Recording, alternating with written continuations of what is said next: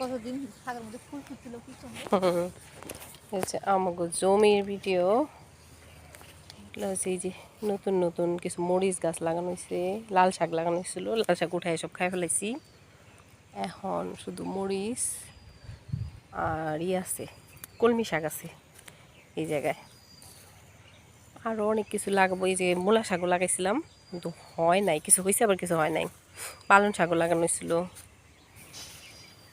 ছোটোখাটো ভিডিও এগুলা শাকের। কলমি শাক, এই ক্ষেতের কলমি শাক অনেক মজা।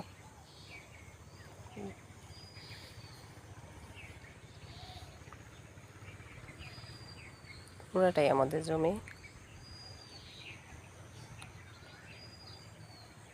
এই গাছ এগুলো সব লাগাইছে আমার হাজব্যান্ড।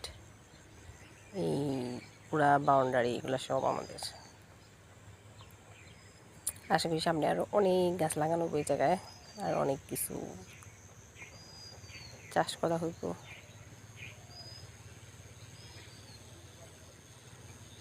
কে কে কলমি শাক পছন্দ করেন জানাবেন, কমেন্ট করবেন। কলমি শাক অনেকেই পছন্দ করে, আমার হাজব্যান্ড পছন্দ করে অনেক, বিশেষ করে আমাদের ক্ষেতেরটা।